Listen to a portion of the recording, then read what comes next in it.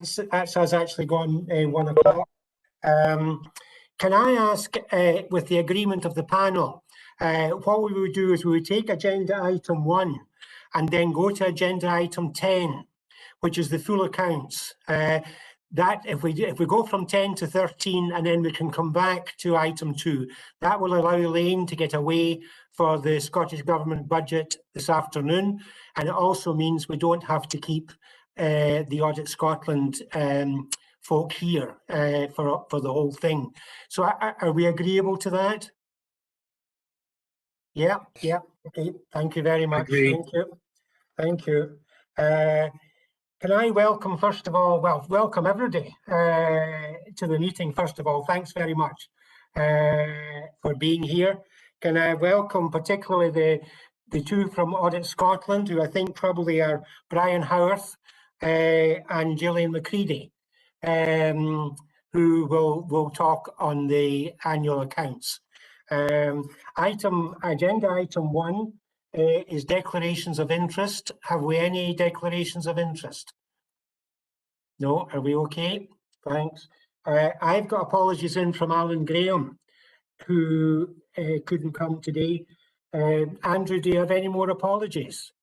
Apology from Councillor Anderson, convener. Right, thanks very much. Thank you. So what we'll do now is we'll go to agenda item 10. And that's the letters of representation for the annual accounts, and Elaine's going to speak to this one. Thanks, Elaine. Okay, thank you, convener, and thanks to you all for taking these items first. It's much appreciated. So agenda item 10 is the first item in relation to the finalised annual accounts. It's the letter of representation, which is the formal letter that is requested by Audit Scotland to give additional assurance as they see fit on the financial statements of the Council and the charitable trusts, and it confirms that they are free of material misstatements. Misstatements that have been identified in the course of the audit have now been corrected, and these items are highlighted in the external audit annual report, which comes later on today's agenda. The main purpose of this report and the attached letter from the panel's perspective is to highlight the key elements over which Audit Scotland has requested assurances from me as the Section 95 officer, and I'm happy to say that there is nothing unusual or of concern in that regard. Thank you. Thanks, Elaine. Does anybody have any questions or comments on this? No, thanks. As far as agenda item 10 is concerned, but that's just to note it. Are we happy with that? Right, thanks very much. We go on to agenda item 11, which is page 175. And again, Elaine, it's yourself. Thank you. So just briefly, the purpose of this report and the attached appendices is to give the panel an overview of the auditor's comments in relation to specific issues from their audit of the financial statements of both the Council, the charitable trusts and the educational endowments administered by the Council. So audit comments and issues arising will be explored in more detail in the next item on the agenda, the External Auditor's Annual Report. So I'll say nothing more unless elected members of the panel have specific questions at this stage, convener.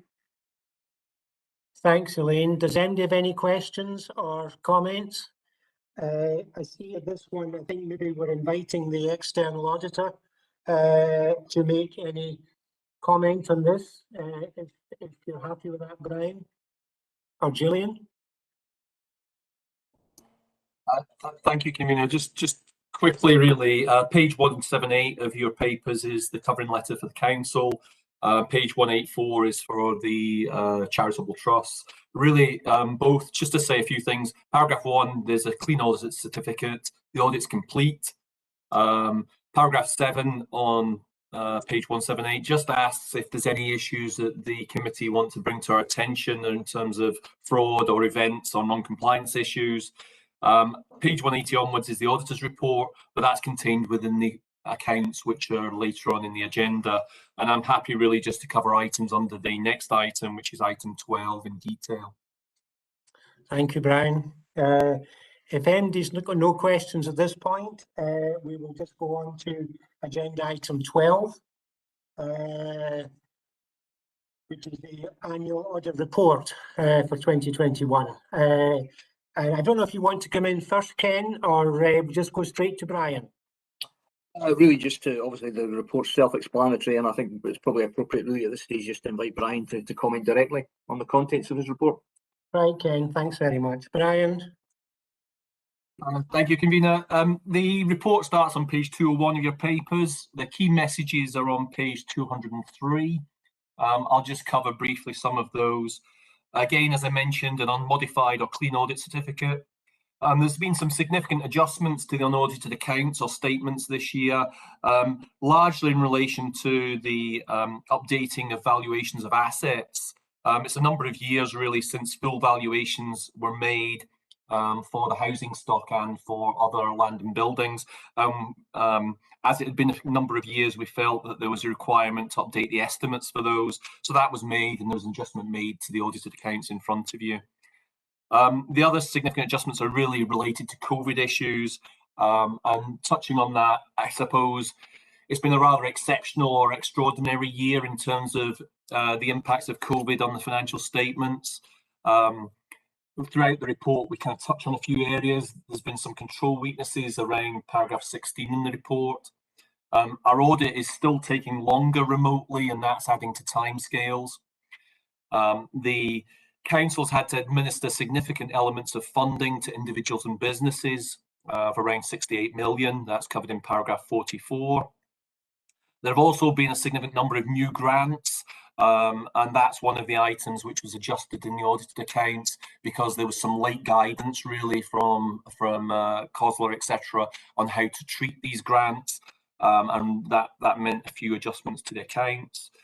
The other issue is late guidance and information around the personal protective equipment, which was issued to the council along with other councils from the NHS National Services. So that was also an adjustment in the accounts. There was quite late guidance, July, before we were quite clear in terms of how this would be accounted for. As I say, COVID funding has been significant, and we touch on the element of that in paragraph 37, £76 million additional funding because of COVID to the council. This has had a big impact on the level of reserves. Also, COVID impacted heavily on the capital spend. Across Scotland, we're seeing that coming through. And we touch on that in paragraph 55. The council has also had to have more input in terms of its group and the support for its group and alio bodies. We mentioned some of that in paragraph 58. So beyond that, really, I just wanted to say that financial position, there was a large surplus due to the unspent COVID monies. And that leaves the position, the reserves in a very kind of significant position, a very significant increase. The council continues to have good financial management and a good position going forward. And really, convener, that's all I'd really like to say, unless there are specific questions about issues from the report. Thank you, Brian. Does anybody have any questions or comments they would like to make on the report? That's first class. It's a good report. I think obviously there would be lots of questions if there was lots of difficulties. So I think we're supportive of that.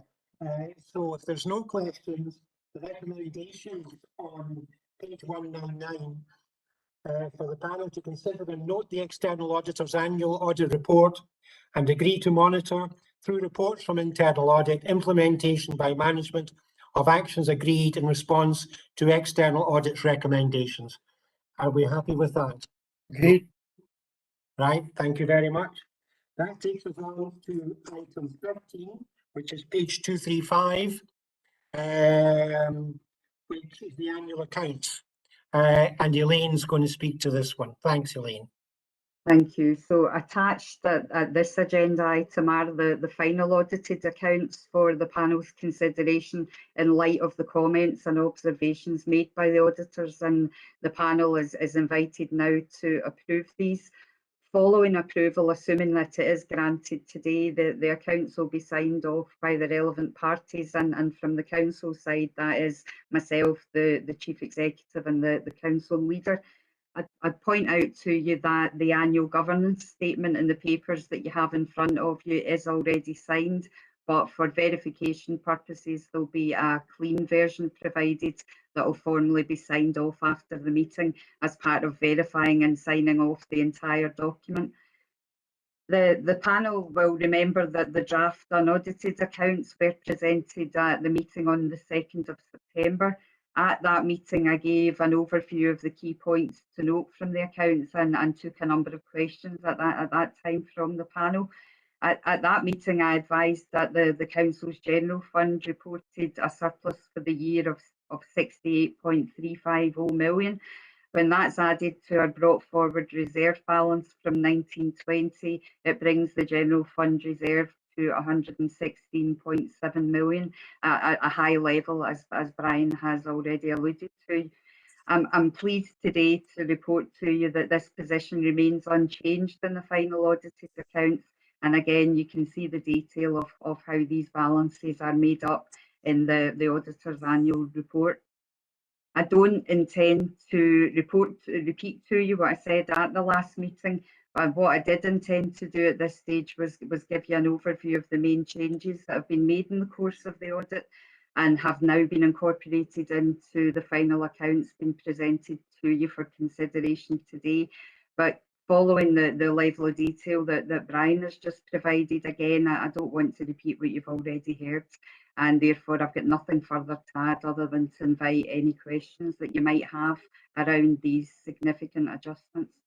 But finally, I'd like to thank Brian and Gillian particularly, but the rest of the Audit Scotland team also, for working with us to reach a mutually acceptable resolution on the issues that were highlighted during the audit, particularly in relation to property valuations, and thank them also for what was actually a very smooth audit process, despite the fact that it was conducted at a particularly challenging time for all involved. So thanks again, and back to you, convener. Thanks very much, Elaine. Thank you. We're open for questions now, and I see Councillor Hume. Jim? Thanks, Chair. I've got a couple of questions that are quite technical, so I'll just send them to Elaine out with the meeting. But I did want to just say through you, Chair, that the Finance Department's done a great job again. They submitted the accounts on time in spite of all the restrictions, and the report on the external accounts from the annual auditors could hardly be better. So no misstatements, going concern, and full approval of the accounts was more than welcome at this time. So if you could pass on the appreciation of the panel to the Elaine and the rest of the finance team, that would be worthwhile. Thanks, Jim. Thank you. Is there any other questions, comments? Good. Well, can I just say, on behalf of the Audit and Scrutiny Panel, we are really appreciative of all the work this year that's gone into this in difficult circumstances. Elaine and her team have been first class, and the fact that the auditor is saying they're good financial accounts is really pleasing, and it makes the Audit and Scrutiny panel's position a lot easier than would be in other circumstances. So we really appreciate the work you've done, Elaine, and the work of your team at first class. And also we thank the auditors for the work that has gone into this. Really do appreciate it. So thank you very much. So, and the recommendations in item 13 is to note the contents for the annual accounts 2021 in this report, approve the attached final accounts for signing, and then item 3 was consider the relevant matters raised by the external auditor at the panel meeting on 9th of November. Ken, would you want to make any comment on item 3? Yeah, first of all, that should probably be the 9th of December. So apologies for that. That's not been picked up earlier. Yeah, no, I mean, I think you've identified that the report is generally positive, and so therefore I don't think there's any particular matters that I would expect the panel to wish to highlight under that issue. But obviously that's a matter for the panel's consideration. But given the absence of any concerns being expressed by any member, I think you probably safely assume that there's zero to be brought forward under that item. Thanks, Ken. Are we then agreeable to the recommendations for item 13 on page 235? Yes? Yeah. Thank you very much. So that finishes the second half of the report. So Elaine and your team, you're obviously going to be a very busy afternoon. So thank you very much for coming, and thanks for the good explanations. And we'll let you go now. Can I just say thanks to everyone for your kind comments. I'll make sure they're passed on to the team. They really are appreciated. Thank you, Elaine. And Brian and Gillian, unless you want to stay on for the rest of the meeting, thank you very much for your help, and we can let you go now as well. Thank you.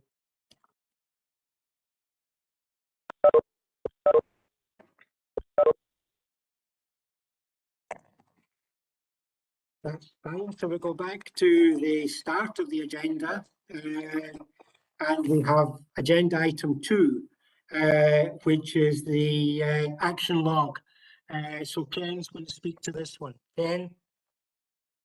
Yeah, thanks, convener. Obviously, there's two. All items are complete with the exception of two.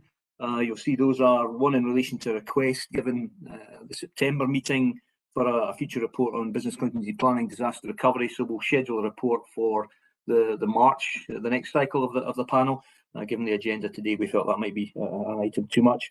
And the other outstanding issue is in relation to a request that the next time policy and strategy considers a report from the monitoring officer on whistleblowing, that's then remitted to the panel. That remains outstanding because a report has not been submitted to policy and strategy yet, but as and when such a report is, it will then be remitted to the panel for consideration. So it's really just to make sure those are being tracked and obviously to give the panel comfort that matters that they raise during the meetings are being appropriately addressed by officers. Thank you, Ken. Does anybody have any comments or questions on agenda item 2? The recommendation there is to note the report. Are we quite happy with that? Convener, Councillor Hume wishes to come in. Jim, yeah.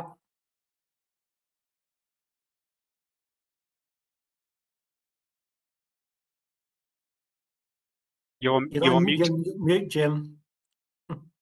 That's fine. It's in relation to business continuity and disaster recovery.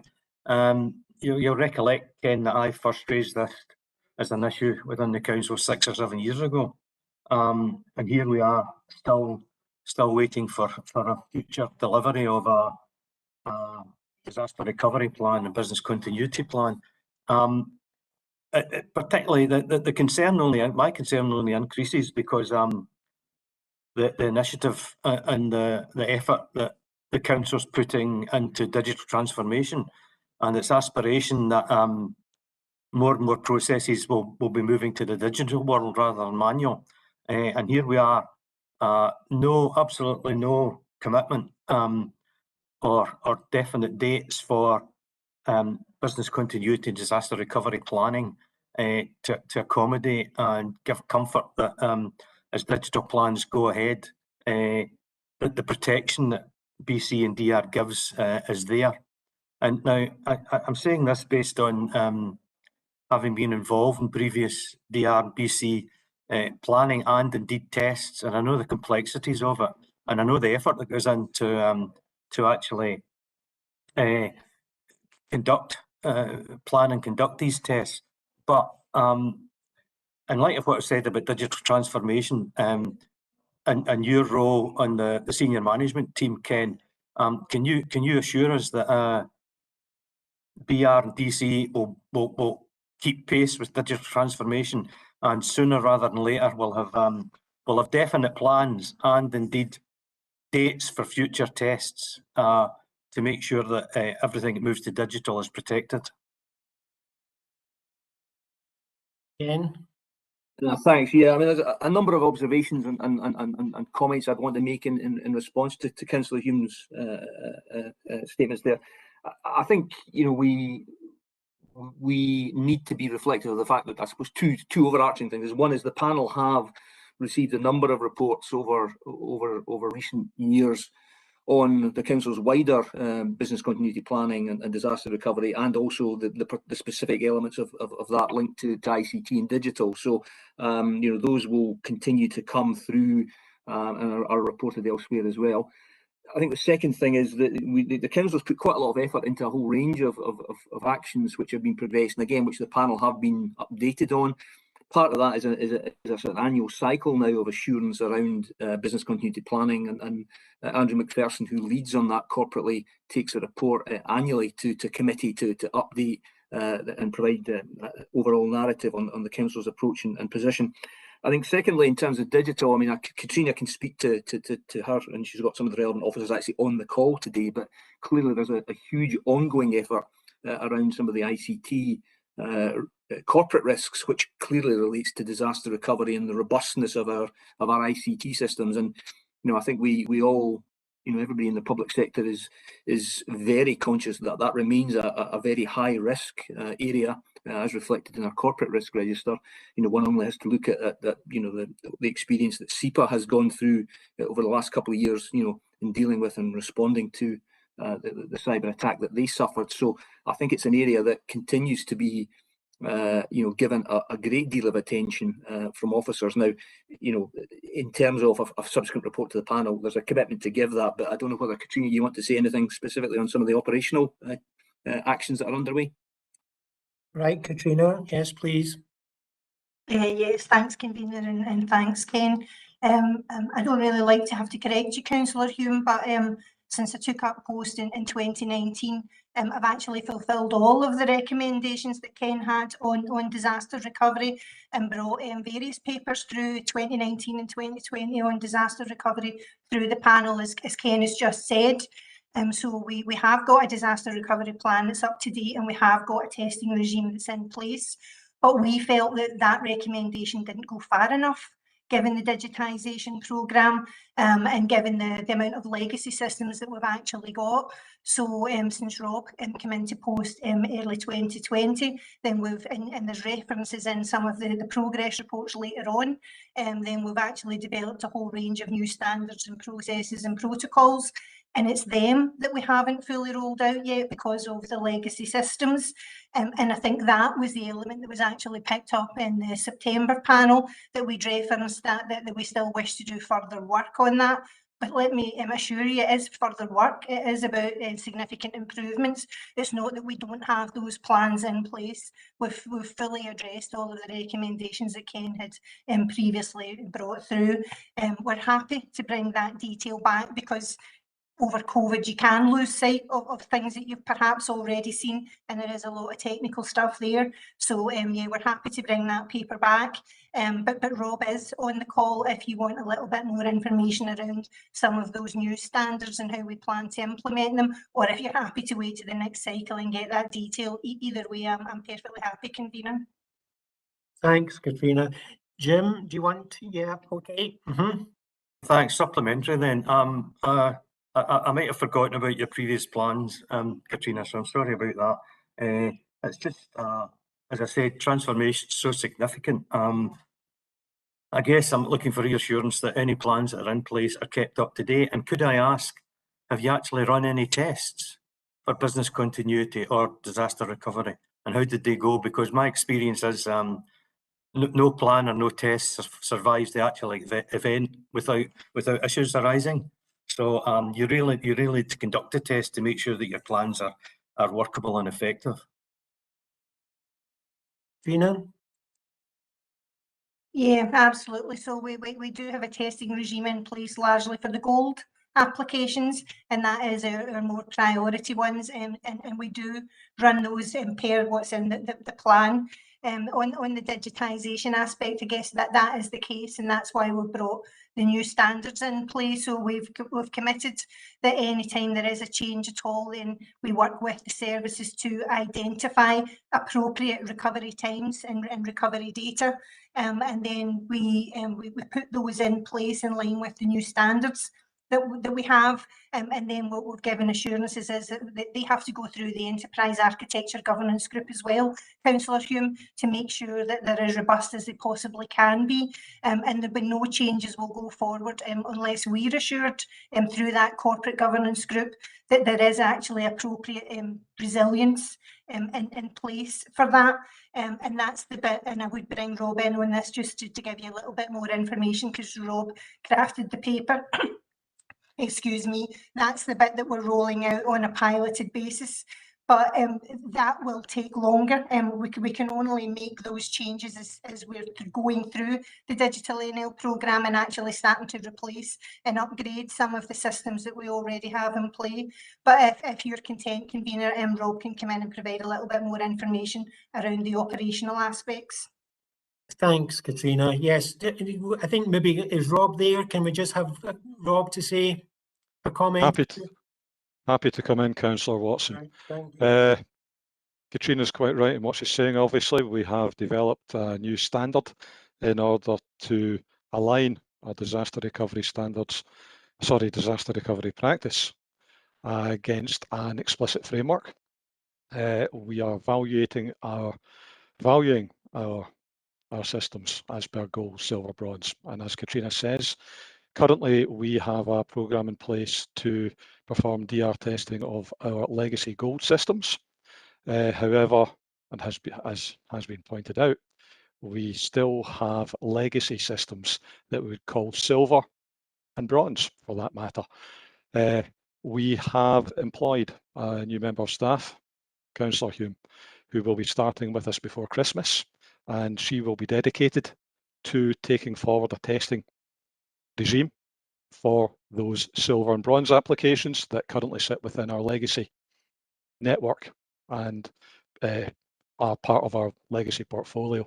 So I am confident that over the next 12 months we'll be in a position to say we have robustly tested systems beyond gold in terms of our legacy platforms. And as for digital NL and those platforms that are being migrated across to Azure, for example, as Katrina has pointed out, we ensure that those are adequately valued and that we have the appropriate disaster recovery and resiliency frameworks in place to cater for those. Thanks, Rob. Happy to elaborate further if required. Jim, are you okay with that? Yeah, I'm reassured by that, Chair. However, I would perhaps like a bit more detail, so if Katrina doesn't mind, I'll contact you out with the meeting, Katrina, to get a more detailed update on the scope of the gold stuff and the tests that you've done. Thanks, Chair. Right, thanks, Jim. Ken? Yeah, just to also update the panel, we've got business continuity planning and disaster recovery in the audit plan for this year. So that piece of work started just last month. So we'll be in a position to provide the panel with a report once that work is complete, which will hopefully provide some assurance about the extent to which what's actually happening on the ground is consistent with what the kind of corporate expectations are. So I thought that might be helpful for the panel to have sight of that. Thanks, Ken. Thanks, Jim. Does anybody have any other comments or questions on item 2? And we're invited to note the report, so are we happy to do that? Yeah, okay, thanks very much. We're on to page 9, which is agenda item 3, which is the progress report. Ken, I think you're speaking to this one, are you? I am indeed. Thanks, convener. Yeah, this is the standard report we present the panel with, providing the panel with details and an overview of the work that we've completed since the last update, which was back in September. You'll see that the completed audit outputs are listed on table 1 on page 10, and appendix 1, and obviously the subsequent appendices have got full copies of the reports. Really just go through the reports from page 11 onwards in terms of kind of just highlighting key findings.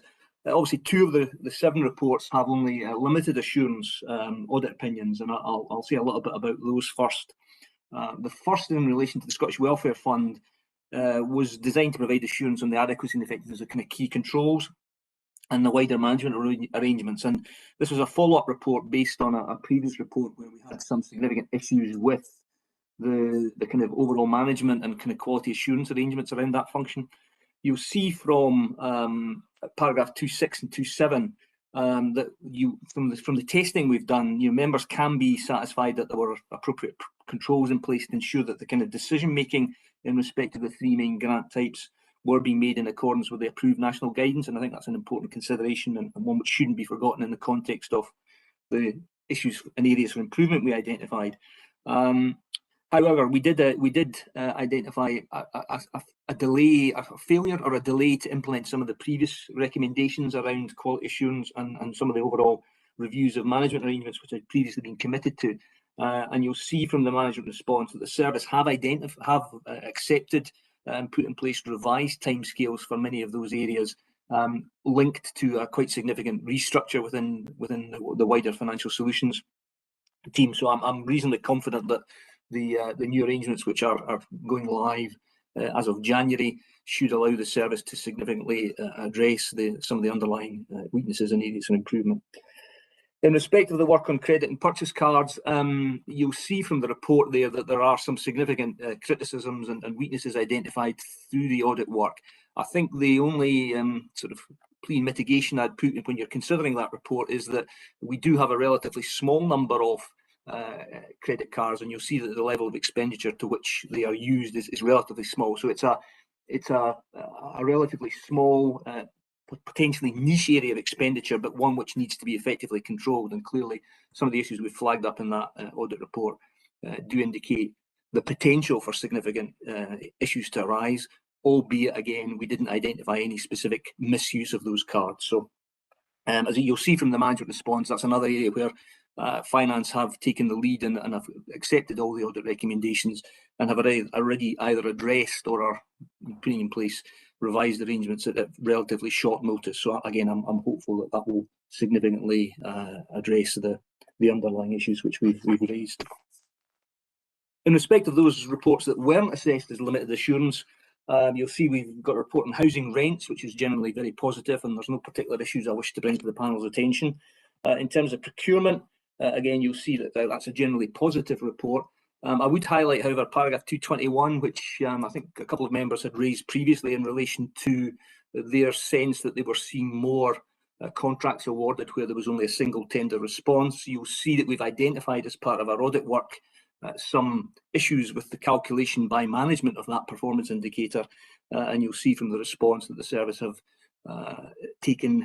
made a commitment to address that and also to reflect more widely on the prevalence and the issues the wider issues that may need to be considered where and if that increase in the use of single tender awards continues. Our work on digital NL, we've assessed that as reasonable assurance. This is a complex and challenging programme, and you'll see at paragraph 226 some of the issues that we've highlighted. Katrina's on the call, so it's probably fair to say this was a challenging report to agree, but I think we've reached a relative consensus in terms of the generality of some of the issues, albeit you'll see from some of the management responses that some of those are only partially agreed. But again, I'm comfortable that the direction of travel that management are progressing will hopefully address many of the issues that we've identified. And there's nothing I think I want to highlight in terms of the reports on the Town and Community Hub Delivery Programme. That's a very positive report on the governance of that relatively early stages of that programme. And there's nothing particularly I want to highlight on the Tackling Poverty report either. There are no other matters arising that I need to bring to your attention. And there are also no matters from areas of unplanned work or ongoing investigations that I need to bring to your attention at this time. So that's a quick resume of obviously quite a wide chunk of the documentation. So I'm happy to take any questions that anybody has. Thanks, Ken. There's a lot to item 3. There's a lot of detail there. Maybe if I could just ask one thing, Ken, that I noticed on page 29 to do with the Scottish Welfare Fund, the second bottom one, first tier appeal, 51.5% had the original decision overturned. And then on the following the first tier appeal, and 75% of applications which had gone to second tier during the period had the original decision overturned. And you've mentioned there was a training issue. Has that been resolved? Because it's obviously a quite a traumatic thing, you know, Scottish Welfare Fund as far as people are concerned. And to get turned down and then having to appeal and then finding in fact that they've been successful in the appeal would indicate certainly that there is a training issue probably. Again, anything on that one, Ken? Yeah, I mean, you're clearly, you know, you're right to identify that as an area which is indicative of the original decision-making process not being as effective and as good quality and as consistent as I'm sure that we would want. I think it's probably fair to say that some of the percentage of appeals that other DWP discretionary benefits is not dissimilar to that, and I think that partly reflects the complexity of some of the eligibility criteria and the difficulty of some people evidencing their eligibility. But notwithstanding that comment, and I very much agree with your sentiment that, you know, the majority of these people who are presenting for these, you know, for these grants are clearly in urgent need of financial support, and you know, therefore we need to be getting more of those decisions right first time. You'll see from the management response that one of the principles behind a lot of the management action around the restructuring and is to provide more consistency, more focus on training and a wider pool of staff, which will enable you know, both in terms of improved training opportunities, but also to provide a kind of a more independent sort of critical review by second tier review officers.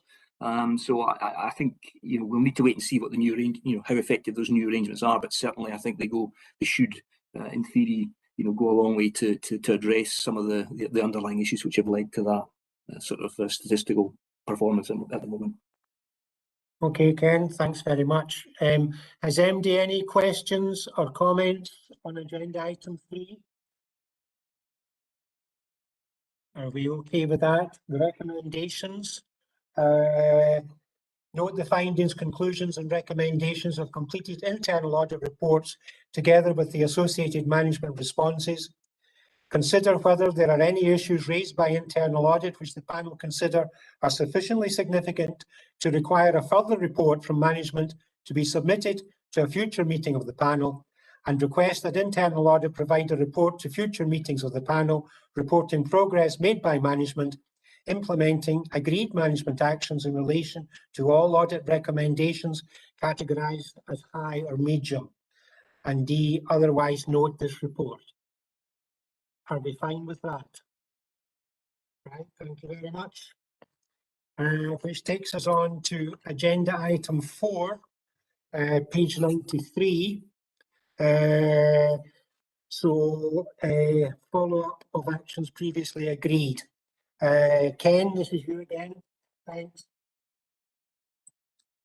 Yeah, thanks, convener. Yeah, this is obviously again a regular report that the panel gets, providing an update on a follow-up of internal and external audit recommendations with a focus on those actions where the management commitment was due to be completed in the period, and this covers the period up to the end of September.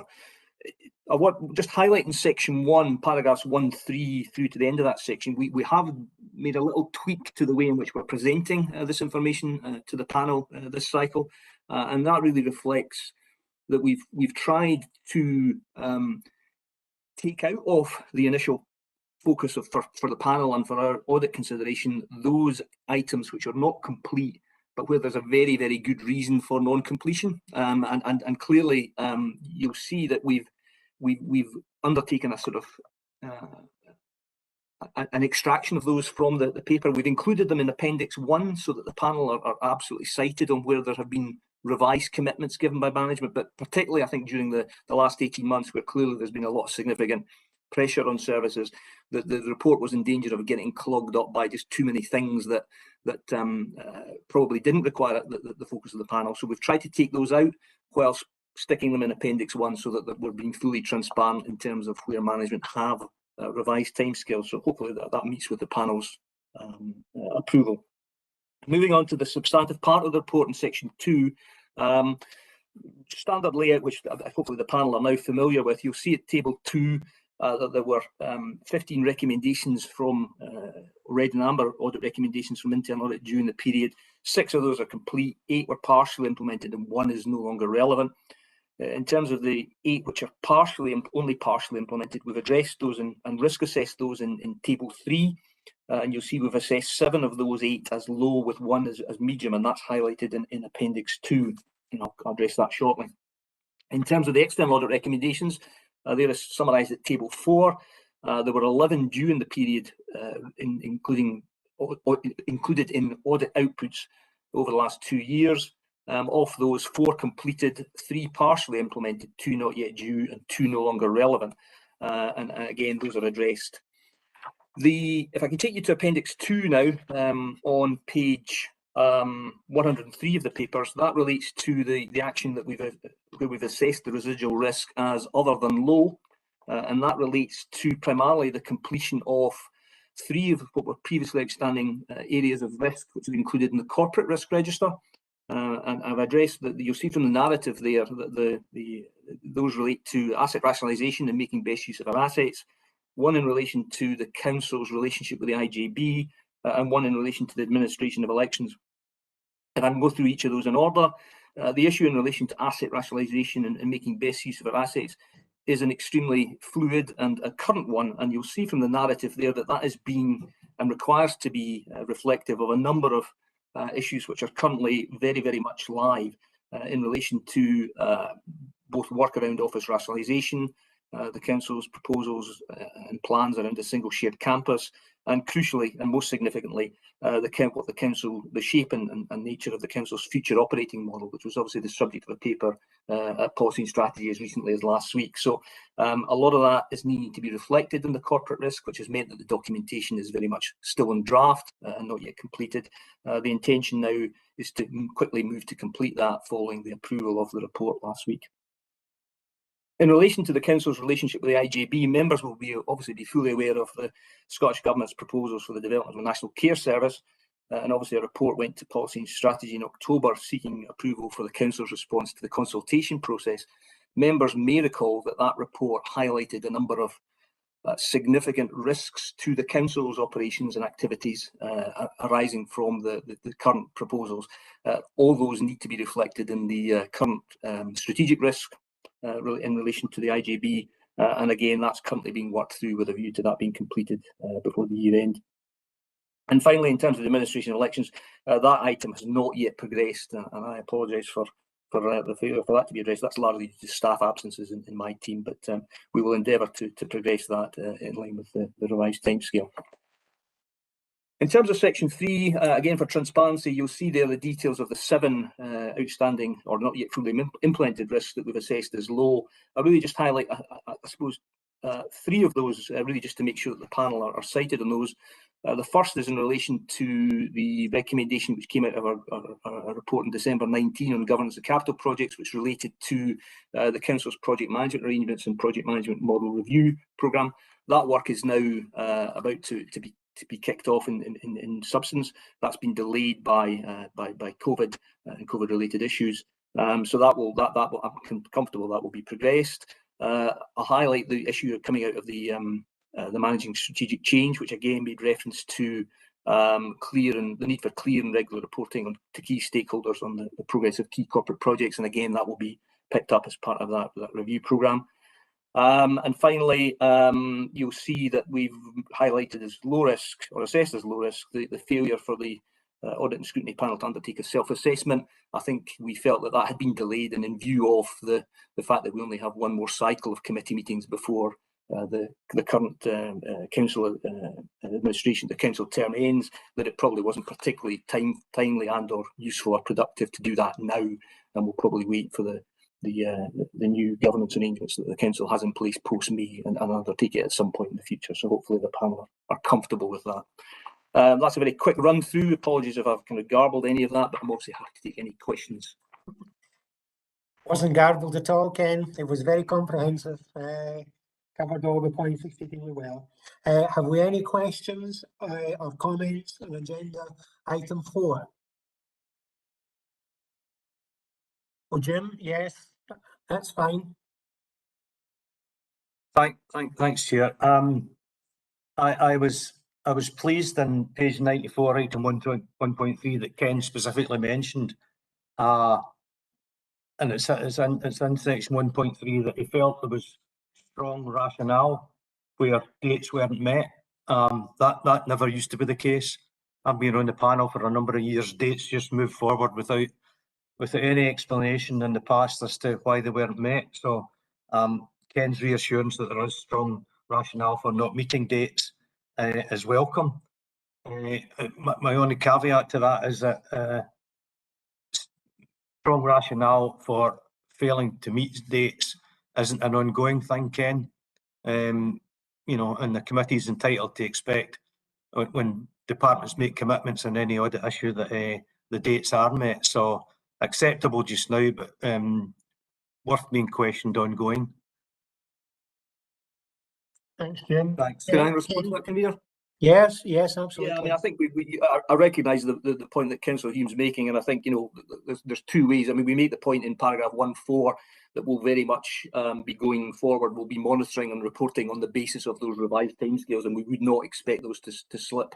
Again, I think, you know, what I tried to stress in terms of where we've even agreed those revised timescales is that I think we need to be transparent with the panel on that, so that, you know, if there are subsequent changes to that, those will be absolutely made clear to the panel, and there'll be no attempt to allow services to just continually push timescales back without that either being assessed as absolutely sound, you know, and for good reason from my perspective.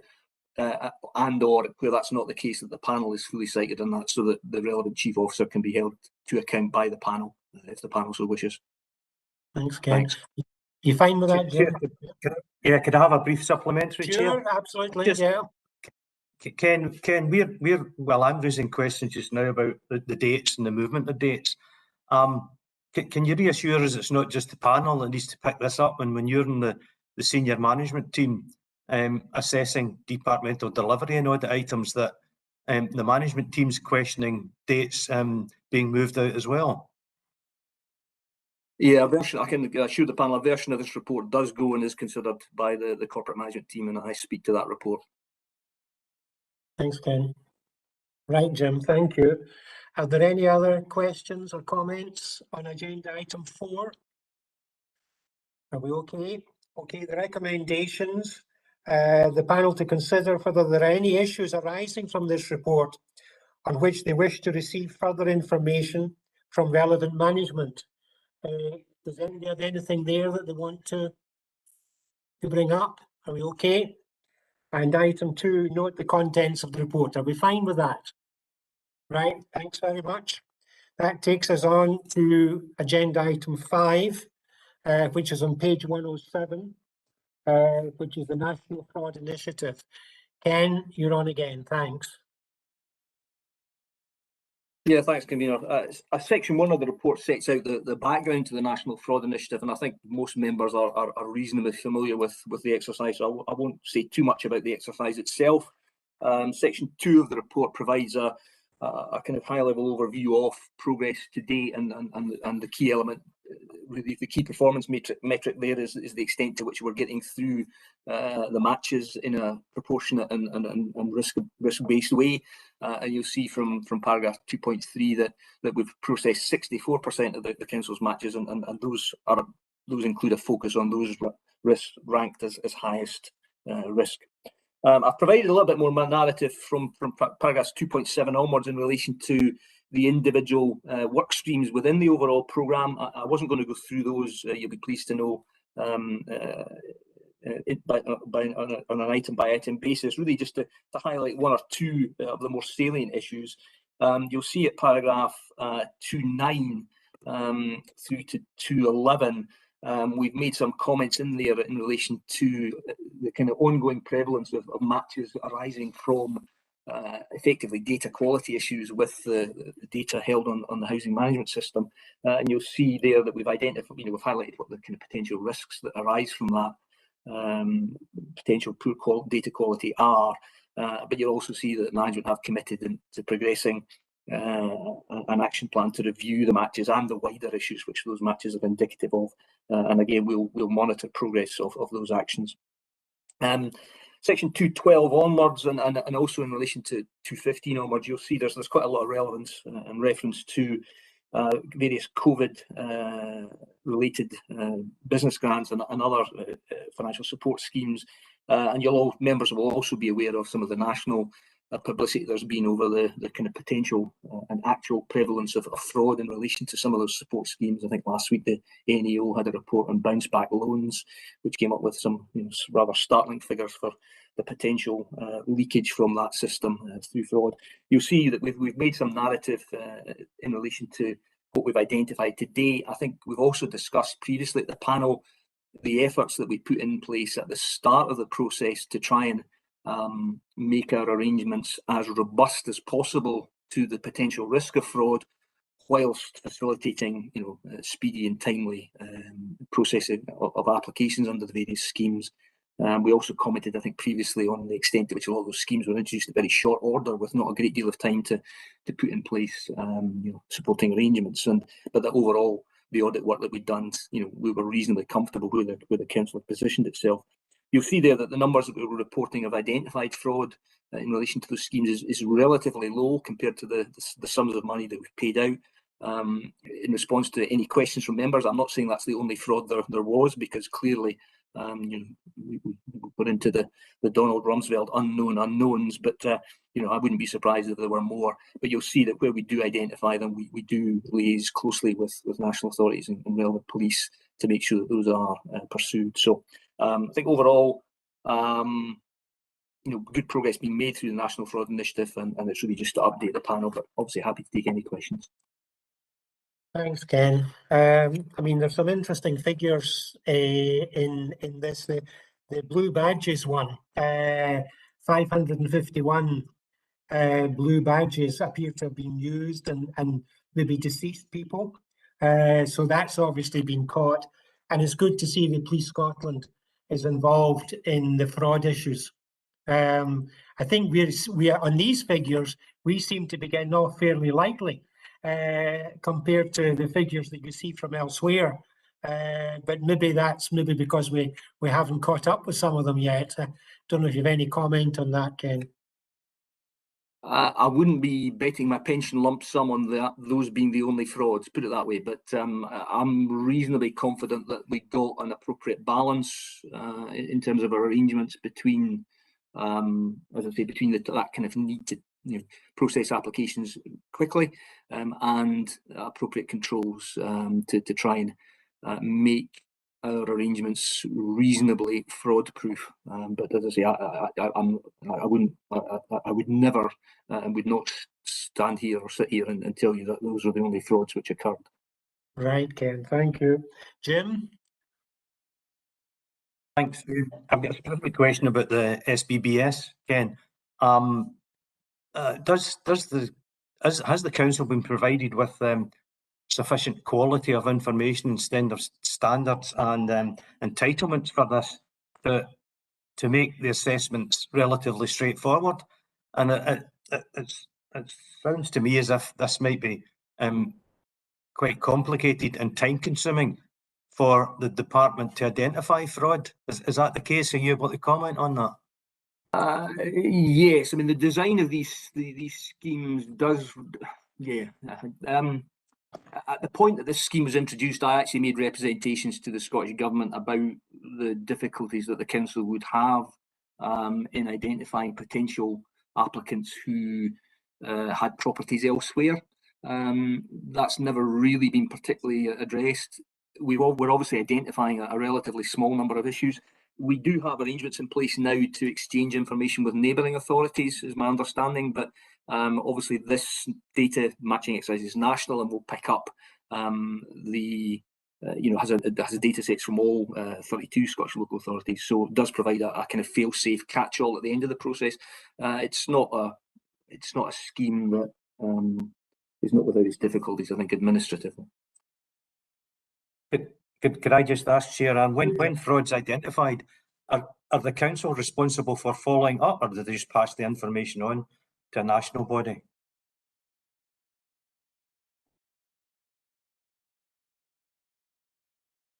You want I respond to that? Yeah. No, we would be responsible.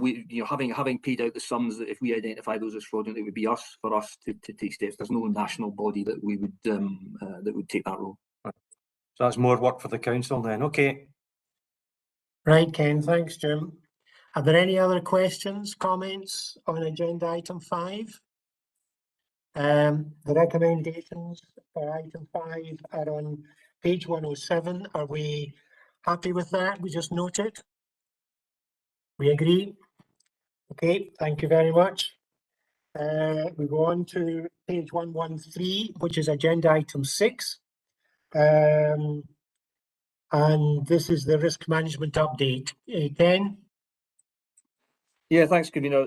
This is a slightly unusual version of the risk management update in that we've chosen to focus on 2 particular risks that are now subject to sort of regular and ongoing consideration by the corporate management team, reflecting the increased risk exposure that the council is having and facing. The 2 risks are workforce pressures, and in particular the kind of increased difficulties in recruiting and retaining staff to ensure we've got the adequate and suitably skilled workforce to deliver services. That already existed in the corporate risk register, but as you'll see from, and I'll go in a little bit more detail to address that, the scale and size of that risk has increased significantly. The other issue that we're highlighting is in relation to supply chain risks, which has obviously been widely publicised. But obviously, in particular, that presents increased challenges associated with ensuring the availability, reliability, and kind of affordability of goods and services. That is now such an issue that is now being added to the council's corporate risk register. So the report itself just lays out for the panel the nature of the risk and the risks and pressures that we're facing as a result of the current situation we find ourselves in. And gives the panel hopefully a range of information and hopefully some comfort and assurance about the adequacy of the management response to those issues.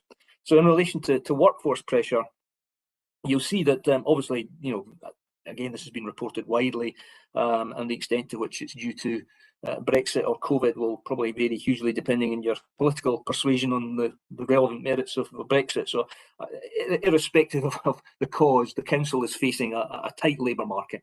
And you'll see that we've now got in place arrangements to look at that on a service basis, and information on that is now regularly submitted and considered by the corporate management team. At table 1 on page 115, we highlight some of the areas where those pressures are being most acutely felt, and we give an indication as to the particular areas within those services where that pressure is most keen. Paragraphs 26 to 29 really just provide the panel with narrative as to how the council is and will address those issues going forward, and you'll see there that that's quite a wide range of management activity, both in terms of dealing with the immediate issues and challenges, but also work underway to think more strategically and longer term about what those challenges mean for the council and how individual services will plan to respond. And in that latter point, members will see workforce plans from services coming through service committees in the very near future, which will set out some of the longer term challenges and actions that they plan to have in place to address those sort of medium and longer term considerations. On supply chain risks, again, huge amount of publicity around this, and this section of the report really just tries to lay out both the actions that we've traditionally undertaken in terms of managing supply chain risks, but also now looking at what actions we've taken in response to some of the issues that have arisen, and also trying to provide you with a little bit more detail about those areas where those pressures are most significant, and crucially and importantly, what management are currently doing about them. So you'll see there from the report that there's now, as part of our kind of regular contract management processes, there's regular dialogue with suppliers across service activity, with a particular focus on those where we're acutely reliant on them, to engage with suppliers about what they know about their supply chain risks and about future viability of supply chains. I've made the point in the report, however, that there's a huge amount of uncertainty, and we need to be flexible and responsive to ongoing changes in those. And you'll see there some of the traditional ways and current ways in which we're managing that risk. So I've set that out in some detail, again, hopefully just to present the panel with enough information to allow you to be comfortable that that risk is now identified. The corporate risk register documentation is currently being drafted, so we haven't got a residual risk score for that at the moment, but my expectation is it will be high. You'll see from the narrative at table 2 that it is beginning to have a significant impact on both our ability to progress work and also on the affordability of work and works. And obviously that has an ongoing financial potential impact in terms of where we've got fixed budgets, we can't progress as much work as we would have previously hoped to do within that fixed budget, and or where we need to extend work to allow us to do that within available resources. So potential for significant impacts and is already actually beginning to impact on some of our services. So this will be subject to ongoing regular monitoring and will be looked at as part of the corporate risk register by the corporate management team. So that's the purpose of the report. Hopefully that gives you a reasonable degree of comfort, but I'm also happy to take any questions. Thanks, Ken.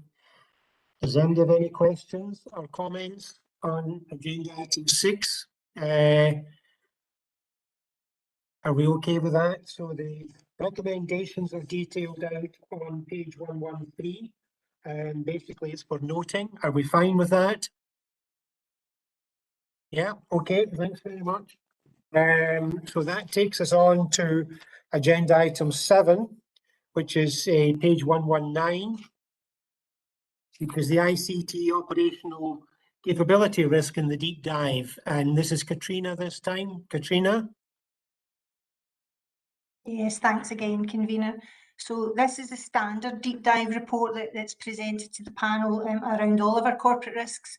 And this particular report is obviously detailing the status of our operational capability within the ICT section as at the end of September.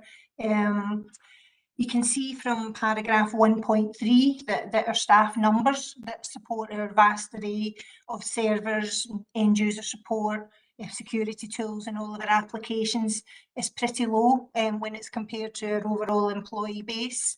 And then moving on to paragraph 1.4, that we also using those same numbers of staff need to balance our routine and planned support of all of those alongside, as Councillor Hume's already said, our significant digitisation programme.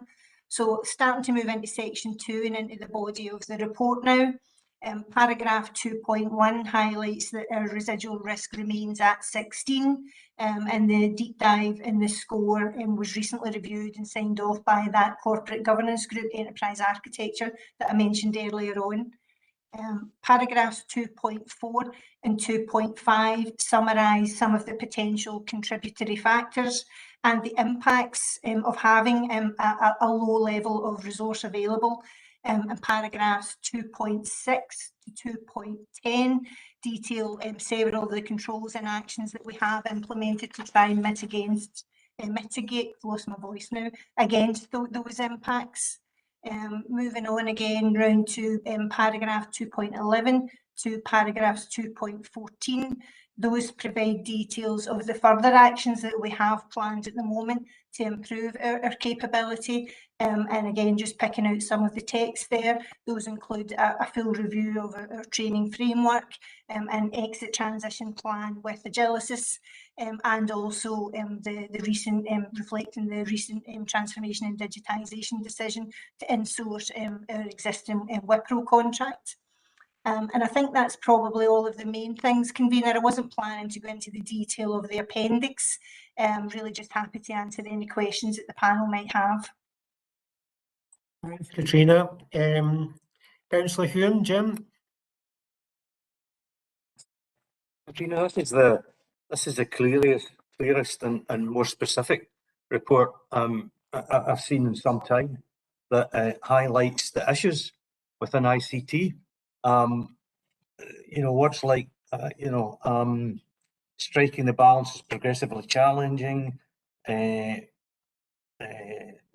also the fact that if you fail in some of these, there's additional scrutiny in some areas, financial penalty. Lots of comments in here that highlight that this risk is real. And in terms of reducing the risk from 25 to 16, it's still obviously red, I believe. But the mitigation, as far as I could see, the mitigation for aspects like this would be either get more staff, and whilst most organisations are suffering recruitment issues in ICT, you know, the areas of expertise and skills needed for that, you don't just go out there and recruit people.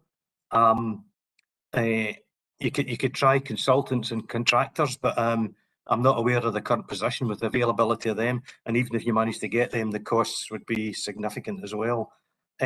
So in terms of mitigation, delay the projects because you don't have the staff, or bring in consultants or contractors is one of the few ways that I see of mitigating the risks. And there's item 2.5. I won't go into it, but it covers, that's on page 122 if anyone wants to look at it. Frankly, if this risk comes to fruition, 2.5 tells you everything you need to know about the impact on the council. So none of us want to see that happening. Katrina, rather than getting into detail about the appendix, would you just very briefly explain the mitigation that brought it down to 16, and indeed try and give us some reassurance for the future that either the transformation programme won't be delayed or because available staff will be brought onto the council. Thanks. Yeah, Katrina? Yes, thanks. So absolutely, Councillor Hume, it is a very real risk, and we're so heavily relying on technology and the underlying infrastructure just now that it is really crucial that the panel, and with the role that you have, do appreciate that. And absolutely, normally when you feel you don't have the staff to deliver the magnitude of work that the council actually wishes to take forward, then you're right, you only have two options. You bring in more staff or specialists, or you delay the projects, and we've been doing a bit of both, really. And that's partly the reason for some of the likelihood and the impacts going down from 5 and 5 to 4 and 4. So last year, everyone will remember the papers that we put forward talking about the work that we did through recovery. So there was significant effort to basically get everyone home working and move all our applications where we can onto cloud. So it put significant pressure on the teams, and particularly the infrastructure team. So the team that actually bring in all the fireworks, all the firewalls, networks, resilience, the underlying connectivity. So there was significant pressure on those teams because we needed them to move all of us to home working and make sure that their data was safe, but also keep working with Agilicis to start to move to some of the new tools. So we did get approval for some staff on fixed term basis and a couple of extra permanent posts as well. We had real challenge recruiting to that. It took significantly longer than we would have liked, given the amount of work that we had underway, but we have eventually managed to recruit to that, and that has then allowed us to increase a little bit of capacity on that underlying infrastructure and to keep the digitisation programme going. Delaying projects, we do that. I mean, we're constantly reallocating our resources and reprioritising all of the time. And just now what we're trying to do, obviously we've restructured, everyone's aware of that. We've been upskilling all of our staff and the relationship that we've got with Agilicis to get people using many more automated tools. So we've brought an element of that in as well, where we've got much more automation. And over the last couple of years, we've put many more sort of standards and practices in play, and we're trying to reduce the amount of non-standard applications that we have, because just now we could easily have many single points of failure. Some of the particular pieces of technology we've got, we maybe only have one member of staff who knows that well. If they leave or if they go off with stress, then that puts real pressure on the service. So through the Enterprise Architecture Governance Group and working with all of our services, we've been trying to reduce basically non-standard applications, and it really is just to make it easier and more manageable. Probably is the best way to have standard processes in place for fault fix and for bringing things back on. So they're the kinds of actions that we have taken.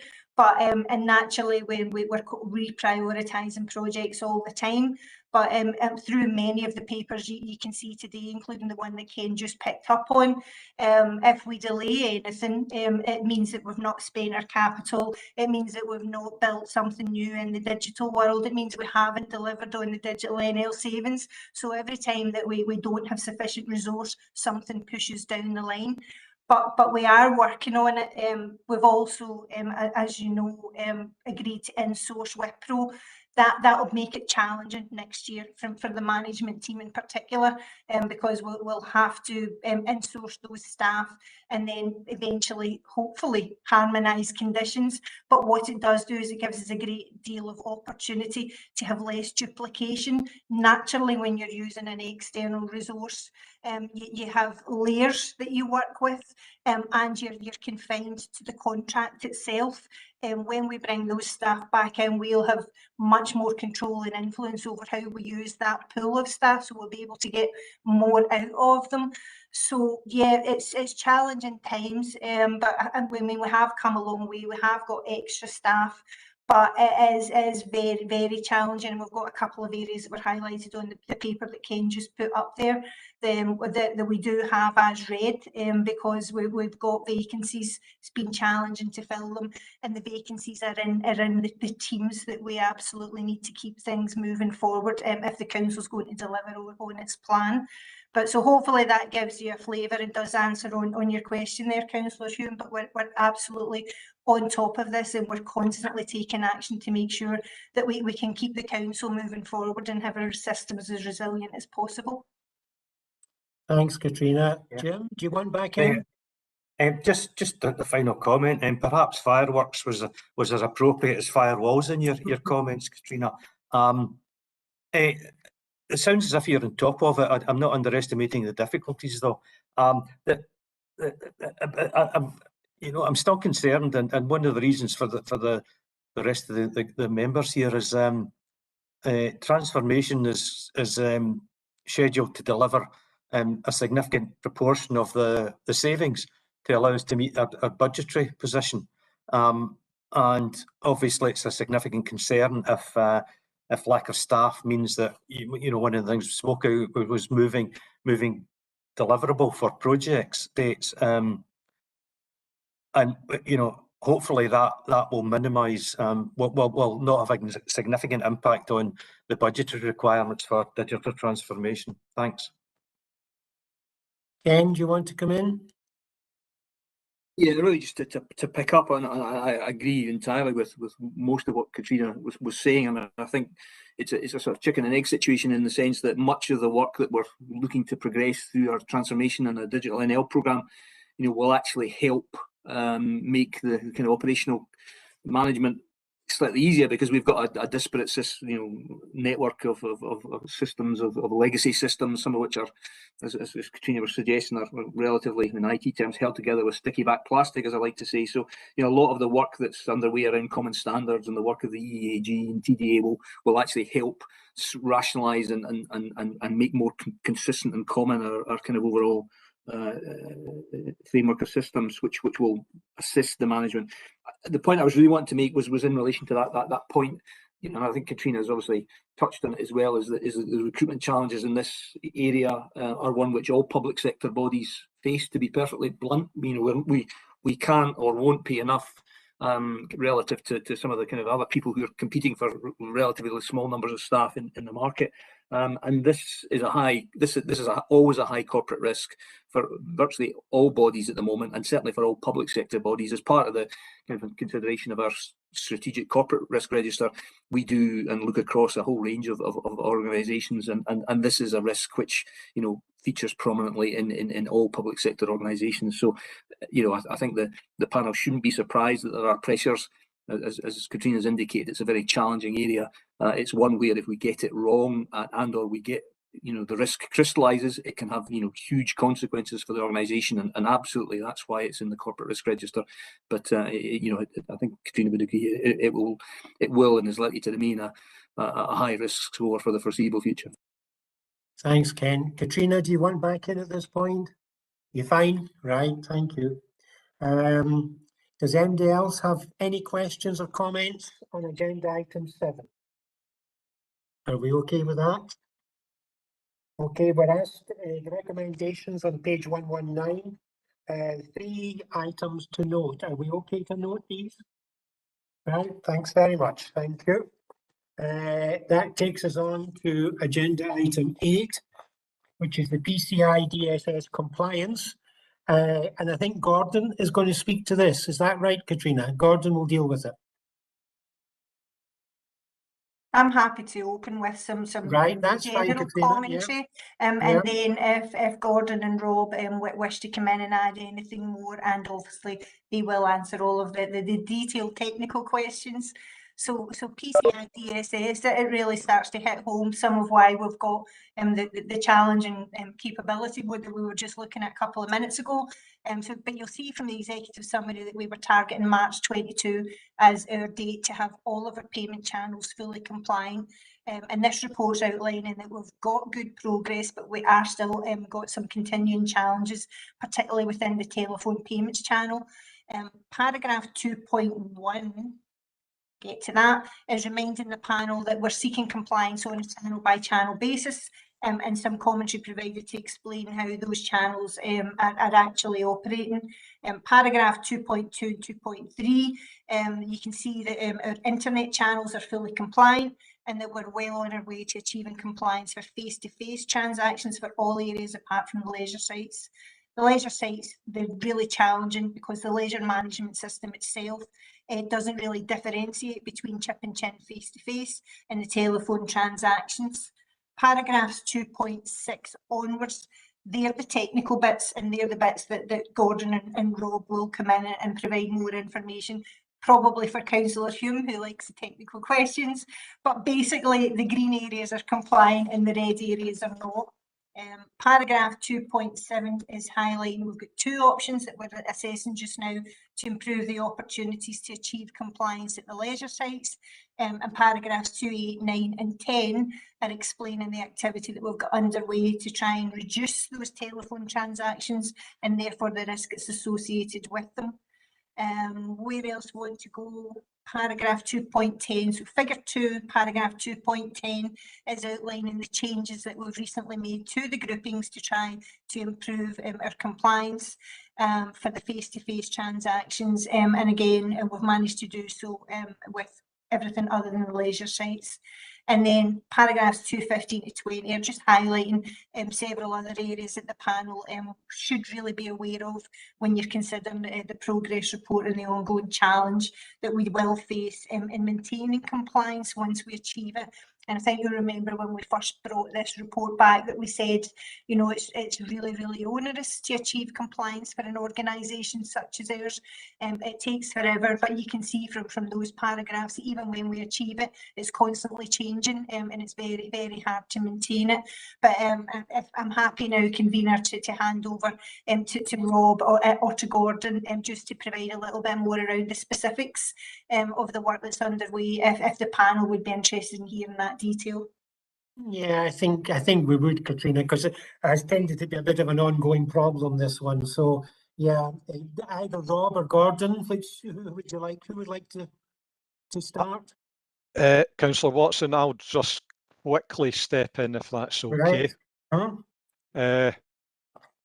Katrina's called out the fact that there are almost structural challenges that face us in terms of PCI DSS. So the way that we've previously organised our merchant IDs, for example, is one of the barriers towards achieving compliance more quickly than we perhaps are able to.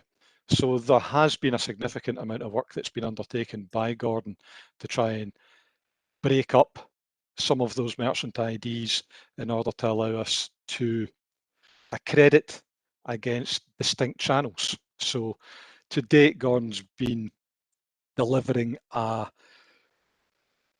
a significant amount of work to the extent that we've managed to achieve compliance across the e-commerce channel. We are close to compliance across the person present, or EPOS channel. It is the Moto channel, as Katrina has rightly identified, that is creating issue in terms of us being able to demonstrate compliance. However, we are in a better position than we were. And partly that comes down to the fact, that North Lanarkshire Leisure is now part of the council, and the council is no longer acting as a service provider in handling payments. That actually removes a huge amount of effort on the part of achieving compliance. It doesn't mean that we're going to be able to comply across Moto immediately. However, it does mean that we have far fewer conditions that we have to meet in terms of processing payments on behalf of the North Lanarkshire Leisure channel. In terms of our next steps, we have a programme in place to look at a unified communications toolset that will enable us to take the telephony payments that are made through the Capita Pay 360 system off the council network. In essence, hand those across to a third-party service provider, which removes a significant level of compliance requirement.